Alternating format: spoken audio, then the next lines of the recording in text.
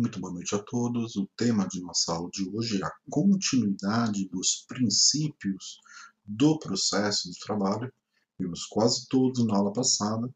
Vamos terminar de estudar os princípios relacionados ao processo do trabalho e os demais itens aí com relação a esta primeira apostila do curso de processo do trabalho. Na aula passada, terminamos com o princípio da oralidade, que é aquele princípio que orienta, que prevalece na justiça do trabalho, a palavra oral, aquela palavra escrita. Né? E vimos aí os exemplos do exercício do princípio da oralidade, com a possibilidade de realização de petições iniciais verbais, as razões finais verbais, defesas verbais. Agora, vamos ao princípio da concentração. O princípio da concentração, como o próprio nome diz, orienta que sempre que possível, todos os atos do processo de trabalho devem ser concentrados em uma única oportunidade. Ou seja, sempre que possível, todos os atos são concentrados. O grande exemplo do princípio da concentração é a audiência, que, diferentemente do processo civil, ela tem a característica de ser una, ou seja, em uma mesma oportunidade é realizada a tentativa de conciliação, na mesma oportunidade, caso obviamente não haja o acordo, é feita a apresentação da defesa pela empresa, é feita a oitiva das partes, é realizada as provas testemunhais, é feita as alegações finais e também a realização da sentença. Então, como vocês percebem, pelo princípio da concentração, né, no processo do trabalho, tudo acontece de forma conjunta, de forma concentrada.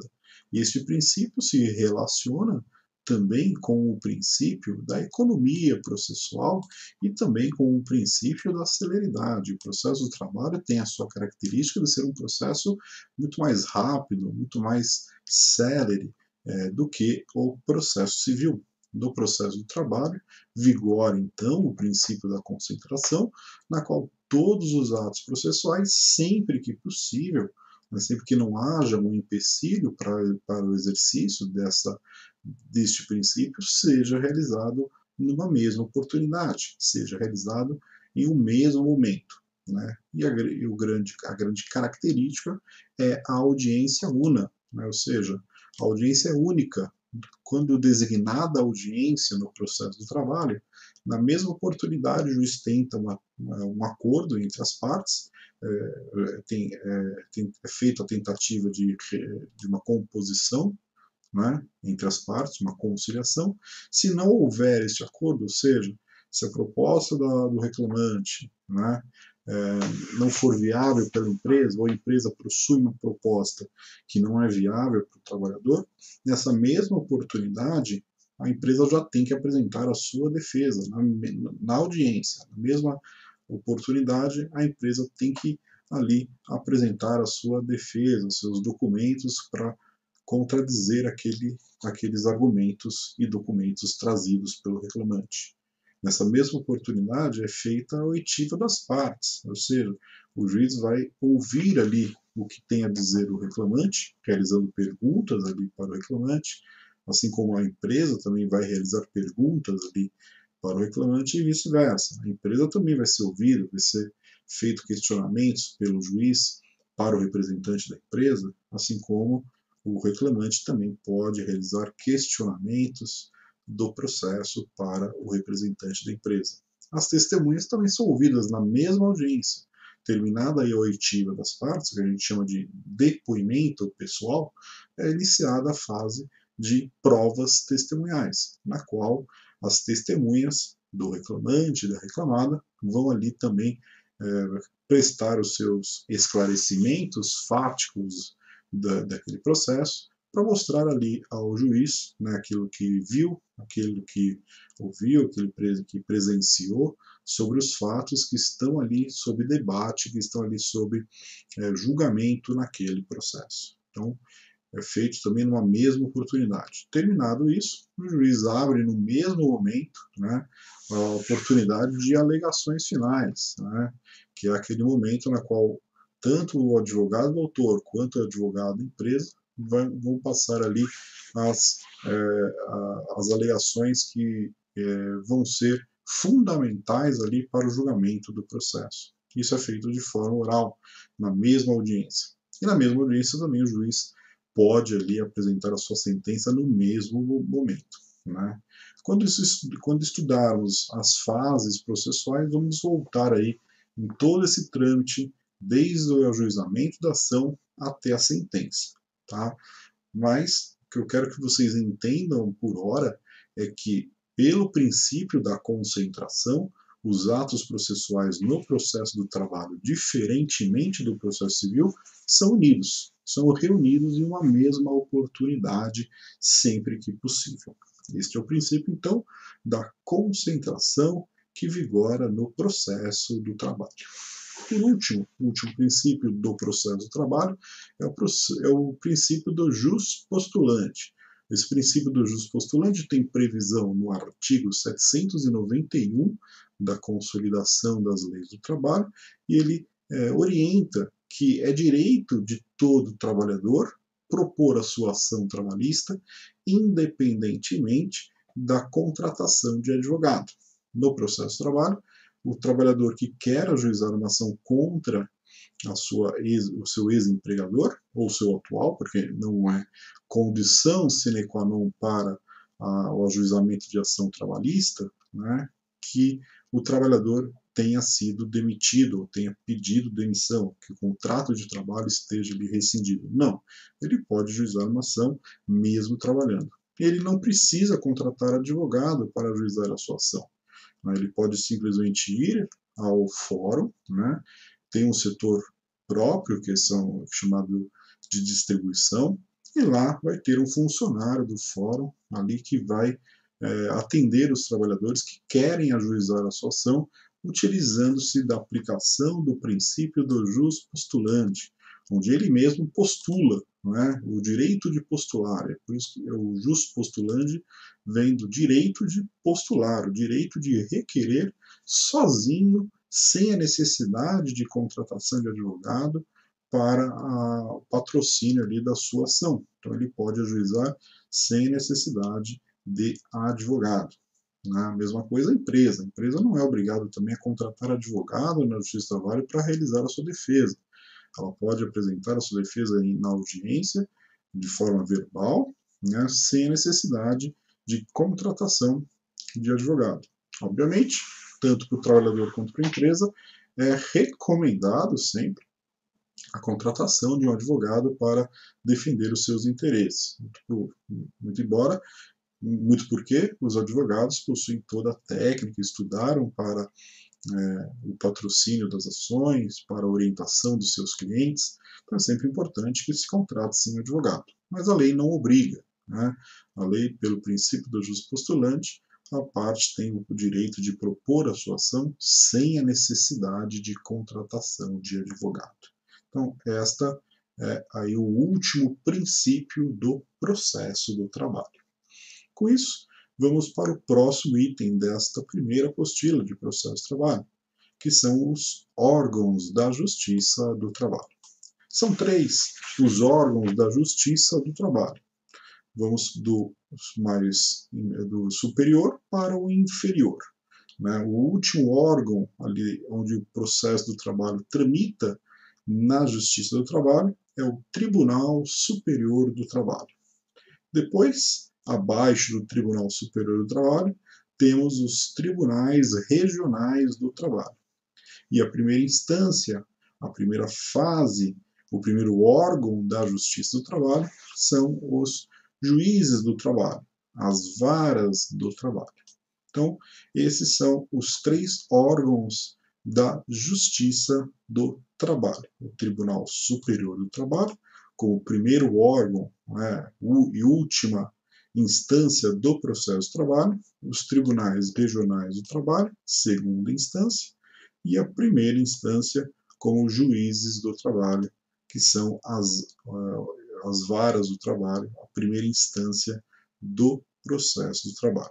Lembrando que processos trabalhistas não tramitam perante o STJ, que é o Superior Tribunal de Justiça, e tramitam sim pelo Supremo Tribunal Federal. Mas o Supremo Tribunal Federal é guardião da Constituição Federal e ele não é considerado o órgão da Justiça do Trabalho, em que pese os processos poderem ser trabalhistas poderem tramitar no processo, na Justiça, no Tribunal Superior do Trabalho e depois no Supremo Tribunal Federal, o Supremo Tribunal Federal, o STF, não é considerado órgão da Justiça do Trabalho. E o STJ não tramita processos trabalhistas no STJ. Então, são esses os 3 órgãos da Justiça do Trabalho. Vamos ver as características de cada um deles. O primeiro é o Tribunal Superior do Trabalho. O Tribunal Superior do Trabalho ele é composto por 27 ministros, não são chamados juízes, né? São chamados de ministros. Eles são escolhidos entre brasileiros que possuem 35 anos e menos de 65 anos. Então, para ser ministro do Tribunal Superior do Trabalho, tem que ter menos de 65 e mais de 35 anos. Os ministros do TST são nomeados pelo presidente da República após aprovação do Senado Federal. A escolha dos membros do TST são sempre escolhidos entre juízes de carreira, pode ser também advogados e membros do Ministério Público do Trabalho. Lembrando que os advogados e os membros do Ministério Público do Trabalho são escolhidos por uma lista, chamada de lista tríplice, que chama e ocupam 1/5 das vagas no Tribunal Superior do Trabalho, o que a gente chama de quinto constitucional. Então, o Tribunal Superior do Trabalho ele tem 27 ministros, que é a primeira característica. A segunda, brasileiros, né, mais de 35 e menos de 65, né, são nomeados pelo presidente da República com aprovação do Senado. As vagas são ocupadas por juízes de carreira, ou seja, os juízes começam nas varas do trabalho, assim que aprovados em concurso público, eles são aprovados em concurso e iniciam as suas carreiras nas varas do trabalho na primeira instância. E de acordo com o tempo, de acordo com o merecimento, eles vão sendo promovidos até poderem chegar a ministros do Tribunal Superior do Trabalho. Então, a composição do TST é feita por carreira, né, por juízes de carreira, juízes federais, juízes do trabalho, que vão recebendo promoções até virarem ministros do TST. Os advogados e os membros do Ministério Público do Trabalho também podem ser escolhidos para serem membros do Tribunal Superior do Trabalho. Para isso, é feita uma lista, né, é feita uma lista tríplice com 3 advogados e uma lista tríplice com 3 membros do Ministério Público. E é feita uma escolha de acordo com essas listas. Né? Então, houve uma vaga no Tribunal Superior do Trabalho por aposentadoria de algum membro, por falecimento de algum membro, né, ou pedido de exoneração de algum dos membros, abre-se uma vaga, né, e pode ser ocupada essas vagas por membros do Ministério Público do Trabalho, que escolhem dentro de uma lista, né, tríplice, que são, né, de 3 membros escolhe-se um, né, e dos advogados a mesma situação, né, de 3 membros, 3 advogados, escolhe-se um. Então é sempre ora a lista tríplice da OAB, ora a lista tríplice do Ministério Público do Trabalho, né. Essa lista é chamada de lista tríplice e ocupa tanto os advogados quanto os membros do MPT ocupam 1/5 das vagas do TST e por ocupar 1/5 estas listas e essas nomeações tanto da OAB, né, dos advogados quanto do MPT, do Ministério Público do Trabalho, ocupam 1/5 das vagas, chamado de quinto constitucional. Então, essas são as regras do Tribunal Superior do Trabalho. Os tribunais regionais do trabalho, eles são compostos por desembargadores, então eles não são chamados de ministros, são chamados de desembargadores, são nomeados pelo presidente da República, também, escolhidos entre brasileiros, também com mais de 35 anos e menos de 65 anos. Até aqui as regras são iguais aqui aos ministros do TST. Cada região do Brasil há um TRT, há um Tribunal Regional do Trabalho. Atualmente temos 24 TRTs no Brasil, sendo que em São Paulo é o único estado da federação que, por sua grandeza, possui 2 tribunais regionais do trabalho. Um localizado em São Paulo, Tribunal Regional do Trabalho da 2ª Região, e outro localizado em Campinas, Tribunal Regional do Trabalho da 15ª Região. Então, os tribunais regionais do trabalho são a segunda instância da Justiça do Trabalho. Os membros do TRT também são nomeados pelo presidente, mais de 35 anos, menos de 65 anos. Cada região possui um Tribunal Regional do Trabalho. Em São Paulo, no estado de São Paulo, possuímos 2 tribunais regionais do trabalho, um em São Paulo e outro em Campinas. Mas cada estado normalmente tem o seu TRT. Né? Então, tem no Rio de Janeiro, chamado TRT da 1ª Região, São Paulo, 2ª, Minas Gerais, 3ª, Rio Grande do Sul, 4ª, Bahia, 5ª Região, e assim sucessivamente. Então, os tribunais regionais do trabalho são a segunda instância da Justiça do Trabalho, né? Também são formados por desembargadores, nomeados pelo presidente da República. As regras do 5º Constitucional, né, que é a promoção de juízes de carreira, né, advogados, membros do Ministério Público do Trabalho, também se aplicam aqui para o TRT. Então, a composição do TRT é feita ou por juiz de carreira, juiz promovidos aqui da 1ª instância, ou também pela aplicação do 5º Constitucional, com a ocupação dessas vagas com advogados ou membros do Ministério Público do Trabalho, na mesma regra das listas tríplices que acabei de falar para o TST. Por último, aqui as varas do trabalho. As varas do trabalho é onde inicia o processo do trabalho. É a jurisdição do processo em primeira instância. Né? Ou seja, é onde inicia o processo de trabalho e é formado as varas do trabalho por um juiz, um único juiz, um juiz singular, de carreira, né, admitido, né, por intermédio de concurso público. Então, o juiz do trabalho, ele compõe a vara do trabalho, né, por intermédio de um concurso público. A Justiça do Trabalho é chamado de um órgão inserido dentro da Justiça Federal, então o concurso público para juiz é chamado, tem a característica de ser um concurso federal, não é um concurso estadual, como o juiz de direito, por exemplo, né? Tem a característica de ser a Justiça Federal, um órgão da Justiça Federal, a Justiça do Trabalho.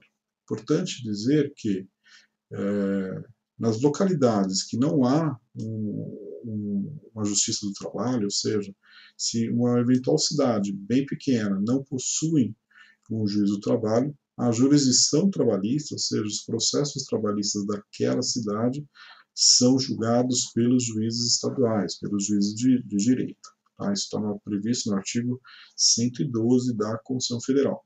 Então, nas localidades muito pequenas, onde não tem o juiz do trabalho, onde não existe instalada varas do trabalho, né, as ações trabalhistas são julgadas por juízes de direito na previsão do artigo 112 da Constituição Federal. Então, varas do trabalho é a primeira instância da Justiça do Trabalho, né? A Justiça do Trabalho é órgão pertencente à Justiça Federal. A Justiça do Trabalho é formado por um juiz federal do trabalho, que é admitido por intermédio de concurso público. Nas localidades onde não tem Justiça do Trabalho, a justiça trabalhista é desempenhada pelos juízes de direito, conforme prevê a Constituição Federal. Não há a regra de lista tríplice, de quinto constitucional para as varas do trabalho. Tá? Então, a questão de escolha dos membros do Ministério Público do Trabalho e advogados, os advogados e membros do Ministério Público nunca vão ser admitidos como juízes do trabalho de primeira instância. Né? Eles entram ou pelo Tribunal Regional do Trabalho ou pelo Tribunal Superior do Trabalho. Para ser juiz do trabalho de primeira instância, somente por concurso público. Então, com isso, encerramos a aula de hoje. Estudamos na aula de hoje o princípio da concentração do jus postulante e vimos todos os órgãos aí da Justiça do Trabalho. Na aula que vem, estudaremos a competência da Justiça do Trabalho.